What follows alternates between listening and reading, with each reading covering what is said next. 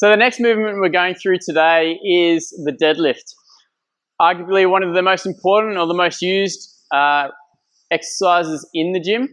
So we're just going to run through a couple of key points in this, break it down as simply as we can, and then hopefully you can practice this in your own time and nail this amazing lift. So the first one is to practice the hip hinge like we did for the squats. The difference being, generally speaking, the feet are a little bit closer together than people use for the squat. Although, again, depending on your hips, it might be more comfortable for you to have a wider grip, but don't worry about that for now. So we get set up, 3 points of contact, the head, the upper back, and the tailbone, and we simply unlock the knees, drive the knees out. I'll show you front on, unlock the knees, drive the knees out, and we hinge. Side on, knees soft, and hinge. Looking to maintain the 3 points of contact as you hinge, okay? For now, all I want you to do is just practice this over and over, bracing the abs down and up. So it's really common to brace on the way down and turn the abs off on the way up, which we don't want to see. So in practice, even if you practice with your hands on your abs, doing that same movement, hinging, keeping abs tight. Like with the squat, it's also very common to shift those 3 points of contact, the big toe, little toe, and heel, as we hinge. So I'll show you what that looks like. We're hinging, and again, we shift into the heels. We've got to be aware of this. So as you hinge, you want to maintain balance in the foot. Right through the center, come back up. Once you've got that, you feel confident with that hip hinge movement, you're moving in the right direction. I suggest you add a bit of resistance, like a band, tie it around a pole, a door, something like that, and use a broomstick. You pop your stick through, and we're using this as a bit of resistance.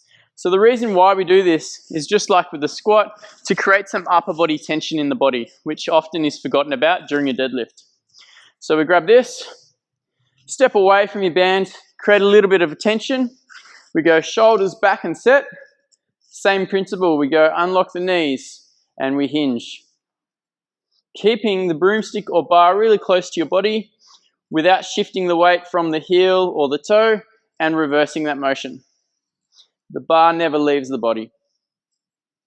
Okay? So once you've done that with the resistance, you can then try it with resistance and add a bit of weight like a barbell. And only go as far as you can where your hamstrings will allow. Okay? So some of you might be to here, some a little bit further. Just depends on how flexible your hamstrings are. Wherever your end point is, that's when the next section of this deadlift comes into play. We call it the push, okay, or the drive, and then the hinge. So I'll show you what I mean. We're coming through. Here's the hinge. And then from here, we actually bend the knees slightly to get the bar to the ground, and then we reverse it. So here's the push, and then the hinge. If I bring the bar around in front, you can see more clearly. We've got the tight upper back. We hinge. We bend the knees slightly. We push, and then we reverse that motion. You can also practice this with resistance. If you can do it with the band, you'll be much, much better without the band when it comes to it. So go nice and tight upper back, soft knees, we hinge. Into the middle of the foot, slight bend of the knees, reverse, and come through. Okay? And then you can build up to a weight.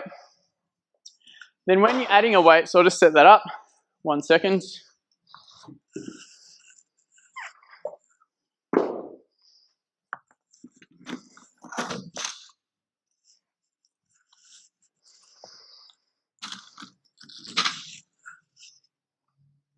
Hopefully you can see it at that angle.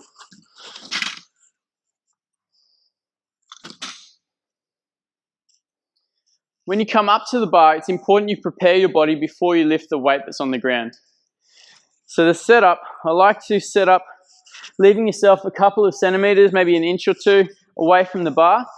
We set up exactly the same way we practice, so we hinge, then we bend the knees till they kiss the bar. Don't push the bar out of the way. Your bar doesn't move from the start position. So I'll show you again, come up, hinge, then we bend the knees till the shins kiss the bar hasn't moved, we grab on. Then we have to prepare the upper body for the movement. So like we did here, the red band was pulling us away.